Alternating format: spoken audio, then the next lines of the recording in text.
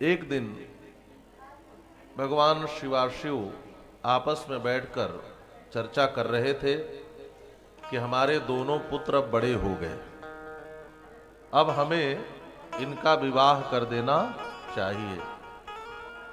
और यह चर्चा दोनों बालकों ने सुन ली, कार्तिकेय जी ने भी सुन लिया और श्री गणेश जी ने भी सुन लिया। अब दोनों दौड़ करके आए और दोनों जिद करने लगे कि मेरा ब्याह पहले करो। गणेश जी कहते मेरा ब्याह पहले करो, कार्तिकेय जी कहते मेरा ब्याह पहले करो।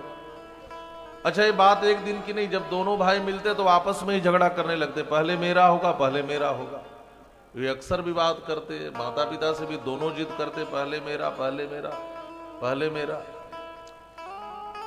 अब इन दोनों के सामने एक समस्या हो गई, दोनों बालक झगड़ा कर रहे हैं, क्या करें। तो दोनों ने मिलकर के शिवाशिव ने एक युक्ति निकाली, एक टास्क दिया दोनों को।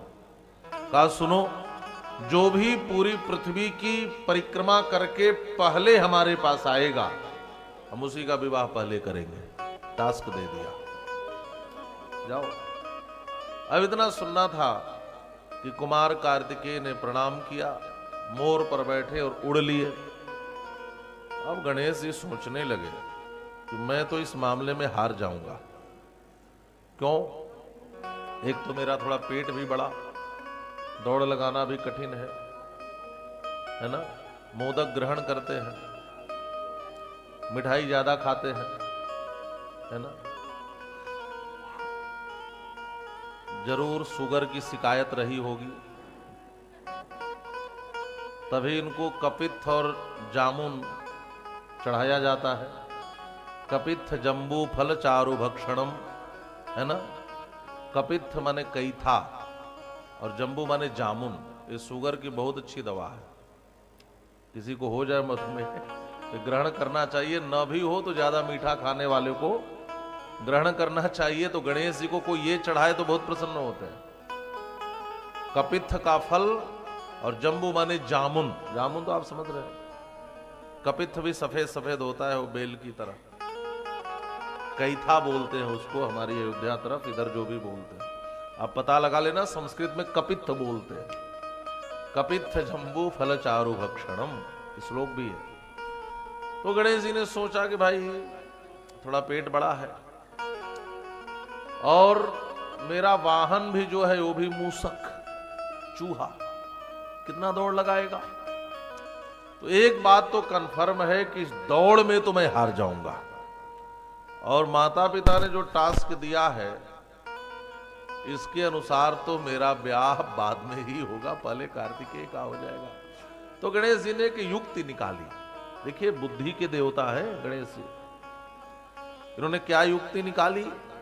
इन्होंने युक्ति निकाली, एक बढ़िया सुंदर सिंहासन रखा, उसको सजाया और अपने माता पिता के पास गए और माता पिता से आग्रह किया कि हे मैया, हे पिताजी, आप थोड़ी देर मेरे पास मेरे साथ चलो। दोनों को ला करके एक जगह सिंहासन पर बिठाया और बिठा करके दोनों के चरण धोले, बढ़िया दोनों की पूजा करी और पूजा करके पिताजी और माता की परिक्रमा लगाई। 1 2 4 नहीं 7 परिक्रमा लगाई। यहां लिखा है, तेनाथ पूजितौ तौ च प्रक्रांतौ च पुनः पुनः एवं च कृतवान् सप्त प्रणामास्तु तथैव सः। 7 परिक्रमा माता पिता की लगाकर चरणों में बैठ गए और चरणों में बैठकर स्तुति करते हुए कहते हैं, हे माता, हे पिता, अब आप मेरी बात सुनिए, अब आप शीघ्र ही मेरा विवाह कर दीजिए।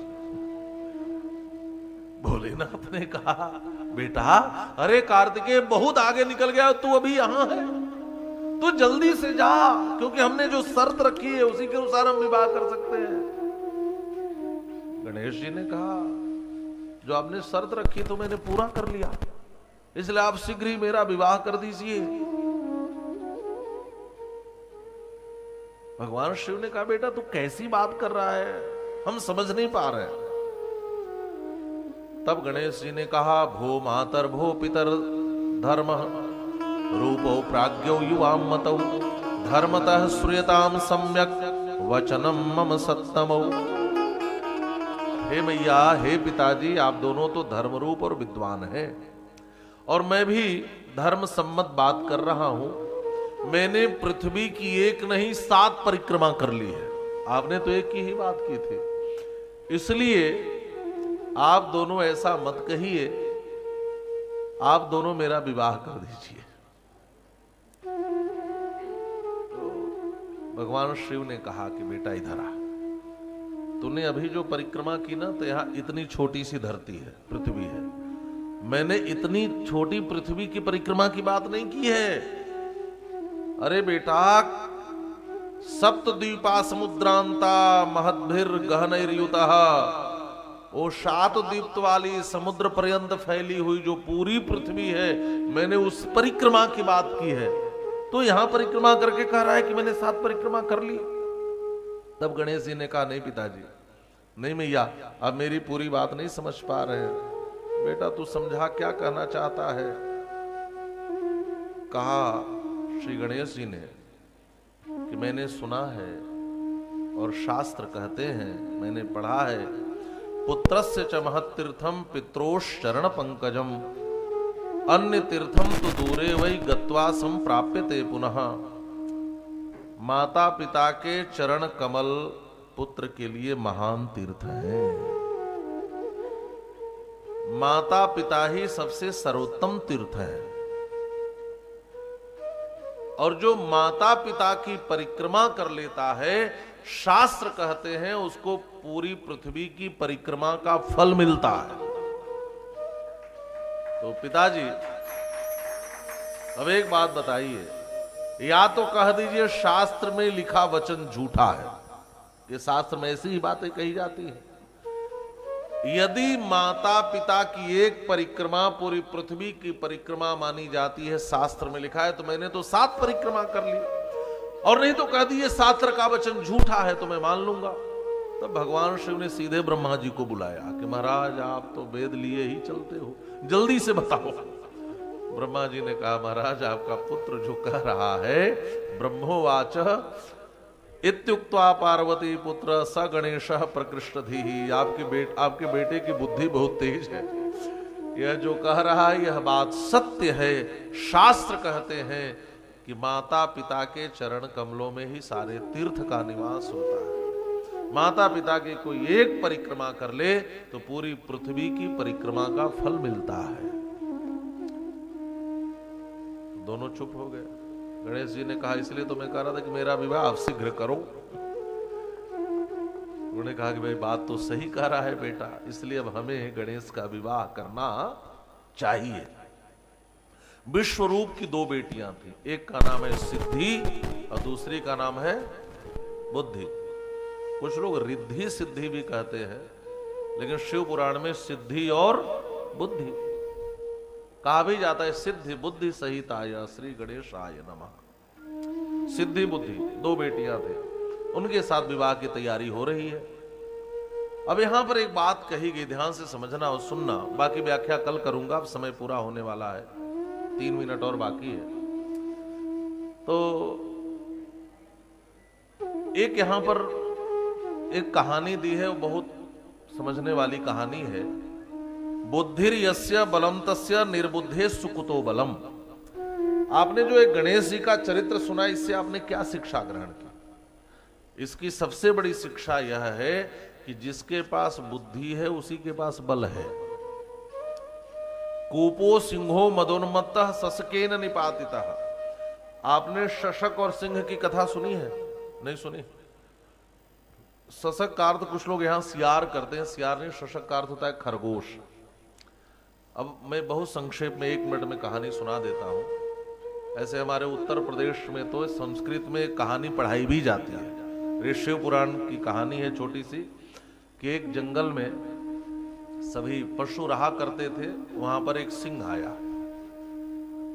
तो सिंह पशुओं को मारकर खा जाता था। वो कहता था मैं जंगल का राजा हूं।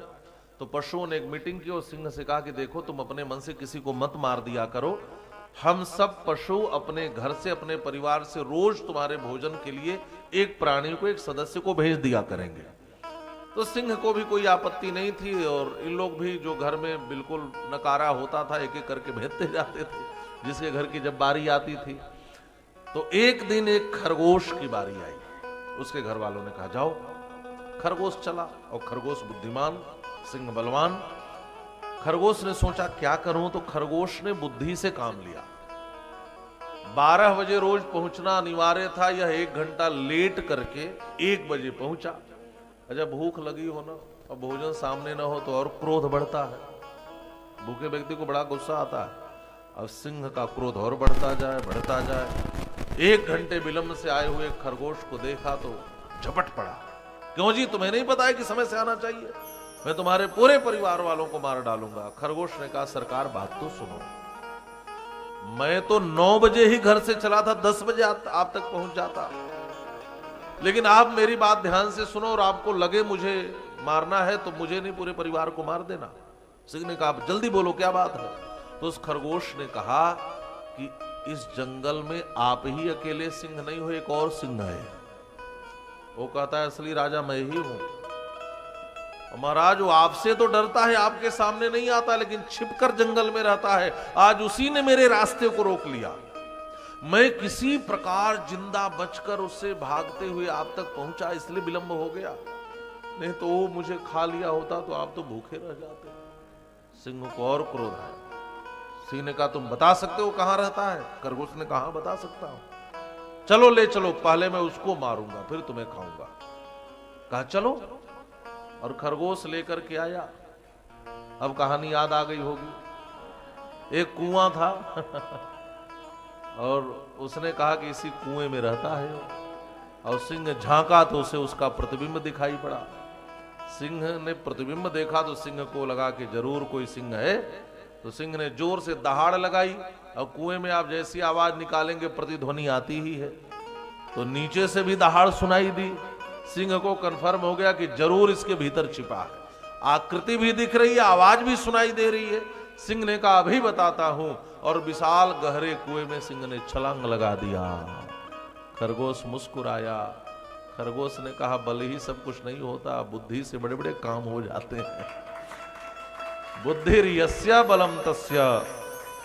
इस कथा की, इस कहानी की शिक्षा यह है कि जिसके पास बुद्धि है उसी के पास बल है। खरगोश ने बुद्धि से काम लेकर के बलवान सिंह को मार दिया।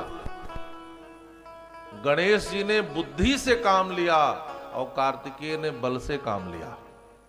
संसार में विजय पाना हो या सफलता पानी हो तो बल की अपेक्षा बुद्धि का ज्यादा प्रयोग करो। ध्यान से समझना। गणेश जी के चरित्र की सबसे बड़ी शिक्षा यह है, आजकल पहले लोग करते थे कि देखो सफलता पानी हो तो हार्ड वर्क करो, लेकिन अब समय बदल गया। अब कहते हैं स्मार्ट वर्क करो। अब स्मार्ट वर्क का जमाना है। और गणेश जी की कथा हमें शिक्षा देती है कि हार्ड वर्क की अपेक्षा स्मार्ट वर्क ज्यादा महत्व रखता है। कार्तिकेय जी ने हार्ड वर्क किया, लेकिन स्मार्ट वर्क किसने किया? गणेश जी ने किया। गणेश जी की कृपा हो जाए तो हमारी बुद्धि अच्छी हो जाती है। यदि स्मार्ट वर्क आपको करना हो तो आपको गणेश जी की कृपा जरूर पानी चाहिए, इनकी आराधना करनी चाहिए। ये बुद्धि के देवता है। और गणेश जी ने अपनी बुद्धि से अपने माता पिता के समक्ष अपने विजय को प्रस्तुत किया। और अभी कुमार कार्तिकेय उधर दौड़ लगा रहे हैं, और इधर विश्व रूप की दोनों बेटियों के साथ इधर गणेश जी का मंगलमय विवाह संपन्न हो रहा है। तो इधर तो हम लोग गुनगुनाएंगे।